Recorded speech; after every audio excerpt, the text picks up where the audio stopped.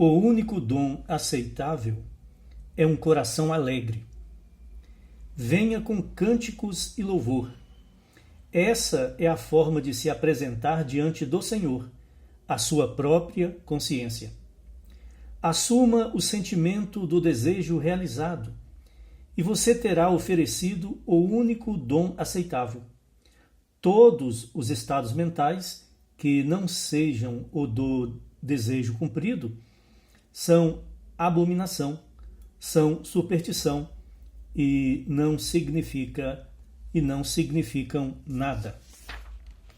Todos os ritualismos para agradar a Deus, todos os ritualismos para fazer orações são coisas vãs, porque para Deus a consciência de ser, o que importa, ou a única coisa que importa, é assumir o sentimento do desejo realizado. Essa é a única forma de se apresentar diante de Deus. Assumir o sentimento do desejo realizado. E assim você estará oferecendo a única oferta que Deus, a consciência de ser, aceita. Quando vierdes a mim, alegrai-vos, pois a alegria implica que algo desejado já aconteceu. Quando vierdes a mim, quando comparecerdes perante a presença do Senhor, alegrai-vos, pois a alegria implica que algo desejado já aconteceu. Alegre-se, assuma o sentimento do desejo realizado. Como você se sentiria se o seu desejo já estivesse realizado? Você se sentiria alegre. Portanto, alegre-se quando comparecer perante a sua própria consciência de ser. Apresentai-vos cantando, louvando e agradecendo, porque esses estados mentais indicam a aceitação do estado buscado. Coloque-se no estado adequado e a sua própria consciência o corporificará, ou seja, fará com que ele se manifeste, ganhe corpo na realidade externa. Se eu pudesse definir oração da forma mais clara possível, eu diria simplesmente: é o sentimento do desejo realizado. O que é a oração? É o sentimento do desejo realizado. Comparecer na presença de Deus com alegria, gratidão. Porque se você tem esse sentimento, implica que o seu desejo está realizado. Se alguém perguntasse: o que você quer dizer com isso? Eu responderia: eu me coloco, pelo sentimento, na situação da oração atendida, e então vivo e ajo no dia a dia a partir dessa convicção. Mais uma vez, eu me coloco pelo sentimento, pela assunção do sentimento, na situação da oração atendida, como se a oração já tivesse sido atendida. E então vivo e ajo a partir dessa convicção. Procuro sustentá-lo sem esforço, isto é, vivo e ajo como se já fosse um fato, sabendo que, ao caminhar nessa atitude fixada na mente, o estado de consciência fixado na mente, a minha assunção se solidificará em realidade. O tempo não me permite aprofundar mais o argumento de que a Bíblia não é história, mas se você ouviu atentamente a mensagem destas últimas 4 noites, creio que não precise de mais provas de que a Bíblia não é um relato histórico, ou pelo menos não é somente um relato histórico. Aplique o que ouviu e realizará os seus desejos. E agora, vou-lo disse antes que aconteça, para que quando acontecer, vós creiais. João 14, 29. Muitas pessoas, eu inclusive, já observaram acontecimentos antes que eles ocorressem, isto é, que se manifestassem neste mundo de 3 dimensões. Se o homem pode observar um evento antes de ele acontecer no espaço tridimensional, então a vida na Terra segue um plano. E esse plano deve existir em outro lugar, em outra dimensão, movendo-se lentamente através do nosso espaço. Se os eventos observados ainda não estavam neste mundo quando foram percebidos, então, para sermos lógicos, eles estavam fora deste mundo. E tudo aquilo que está lá para ser visto antes de ocorrer aqui deve ser considerado predeterminado do ponto de vista do homem desperto no mundo tridimensional. Ainda assim, os antigos mestres ensinaram que podemos alterar o futuro e a minha própria experiência confirma a veracidade desse ensinamento.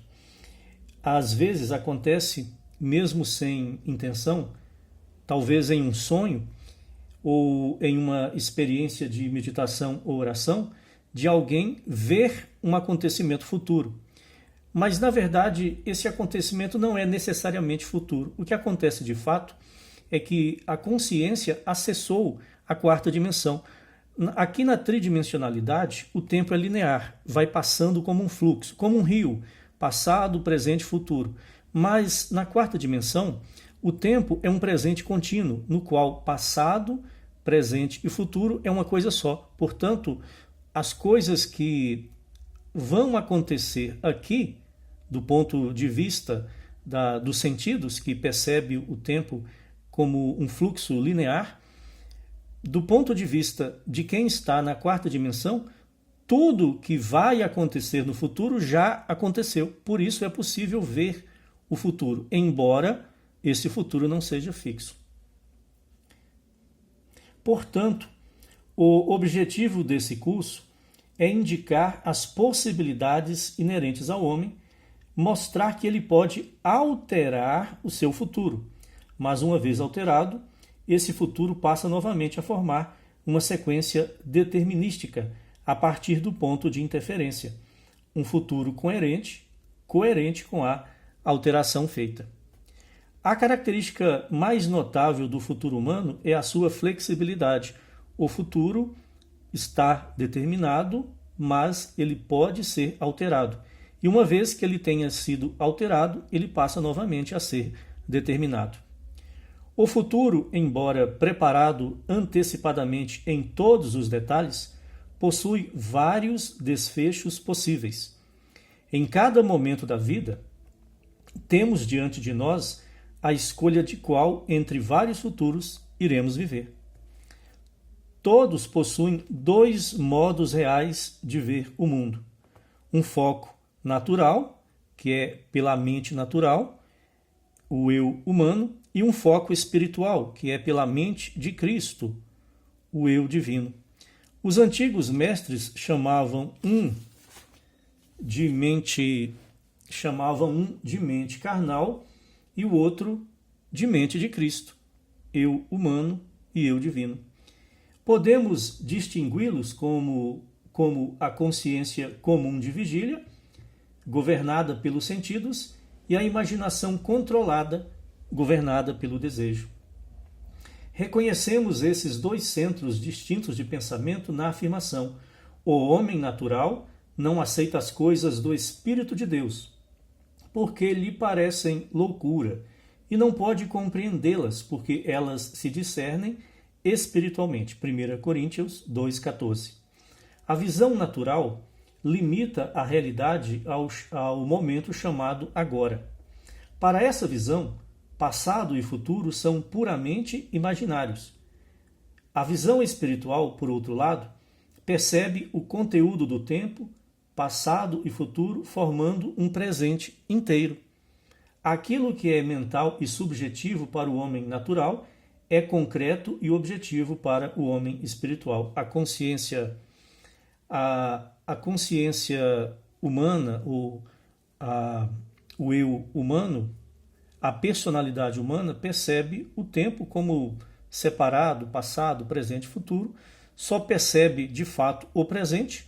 O passado é algo que deixou de existir e o futuro é ainda algo que não existe. Isto do ponto de vista do eu humano, da mente carnal. Mas do ponto de vista da mente espiritual, da mente de Cristo, ou eu divino, o passado, o presente e o futuro são um presente contínuo.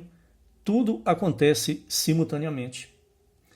E a consciência de ser, o nosso eu divino, pode perceber o tempo do ponto de vista da quarta dimensão.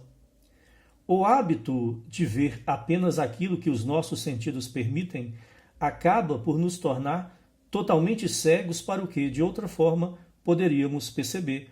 O nosso hábito de aceitar como realidade apenas aquilo que os sentidos mostram limita a nossa visão ao que está dentro da tridimensionalidade, mas essa visão não é verdadeira no sentido de que não abarca a realidade total.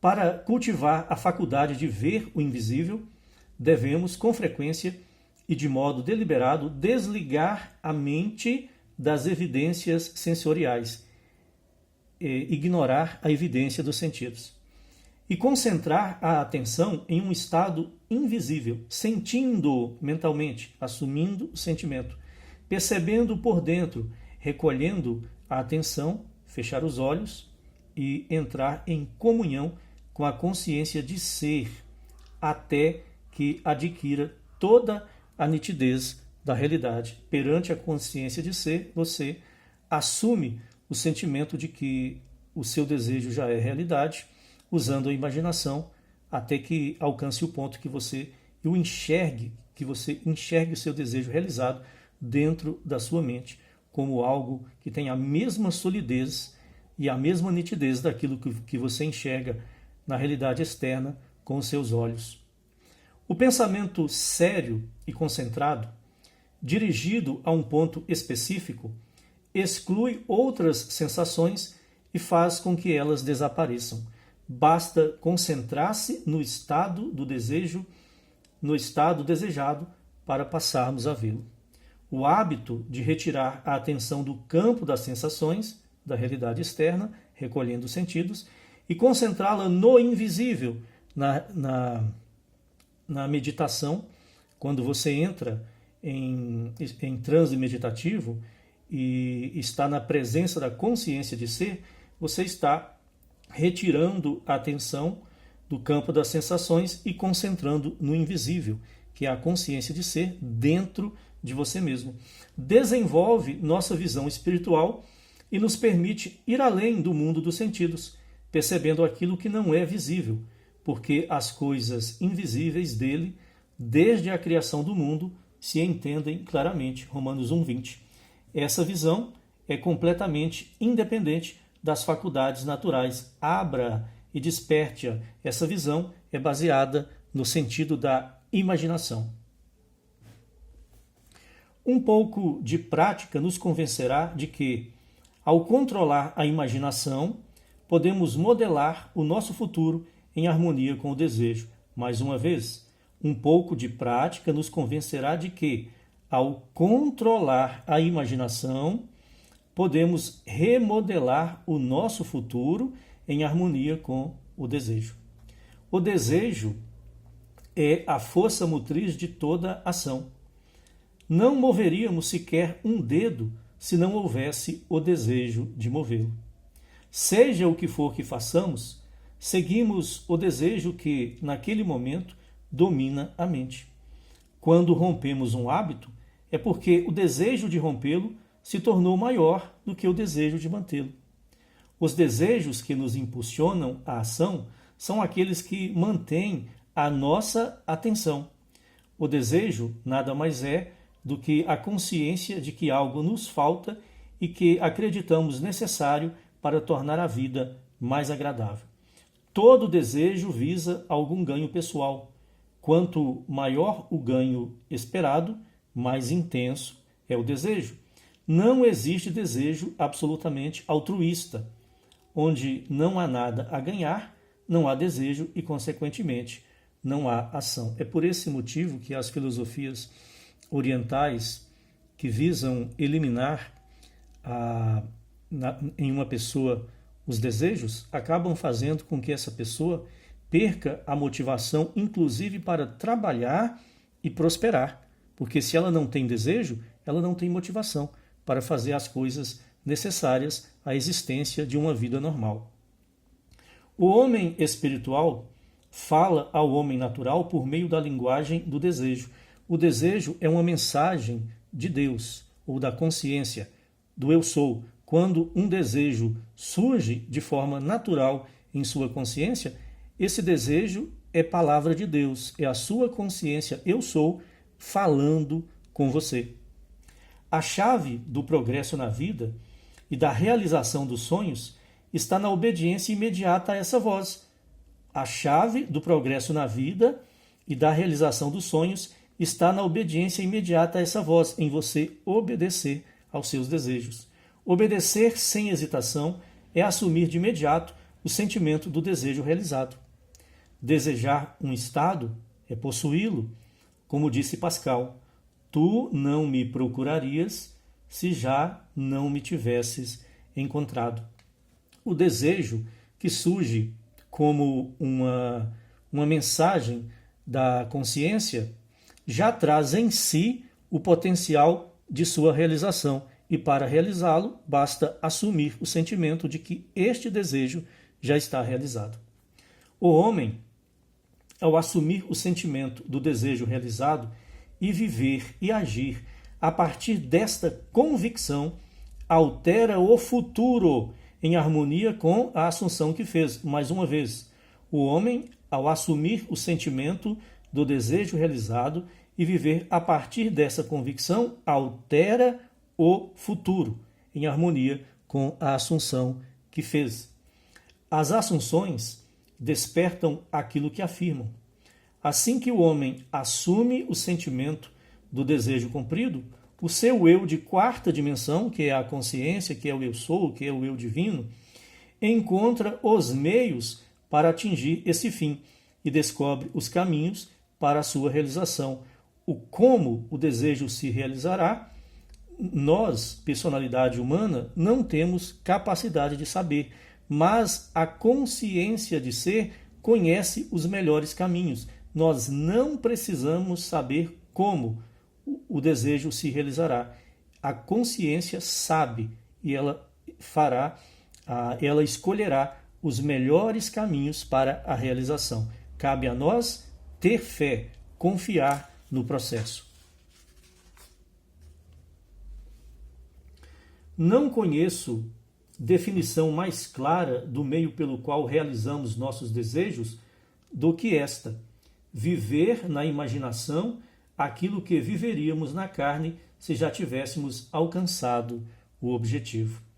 Essa experiência imaginária do fim, aceita interiormente, determina os meios. Essa experiência imaginária do fim, aceita interiormente, determina os meios. O eu de quarta dimensão, com sua visão mais ampla, constrói então os meios necessários para concretizar o fim aceito. Deus, a consciência, sabe como, conhece os caminhos para que o desejo seja realizado. A mente indisciplinada encontra dificuldade em assumir um estado negado pelos sentidos. Mas existe uma técnica que facilita chamar à existência as coisas que não se veem, como se já fossem, isto é, vivenciar um acontecimento antes que ele ocorra. As pessoas costumam desprezar a importância das coisas simples. No entanto, essa fórmula simples para mudar o futuro foi descoberta após anos de busca e experimentação. O primeiro passo para mudar o futuro é o desejo. Isto é, definir claramente o objetivo, saber exatamente o que se quer.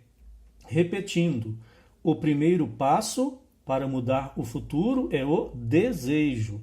Isto é, definir claramente o objetivo, saber exatamente o que se quer. De nada adiantaria você querer praticar os métodos de Neville Goddard sem que você saiba exatamente o que você quer.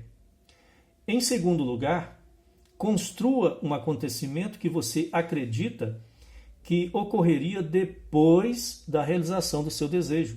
Um acontecimento que implique a concretização, a sua concretização, algo que a ação do próprio eu seja predominante, o que está referindo ao mini-filme mental. Você vai construir um acontecimento, você vai criar uma cena, só uma cena, de algo que acontece imediatamente após você ter alcançado a realização do seu desejo.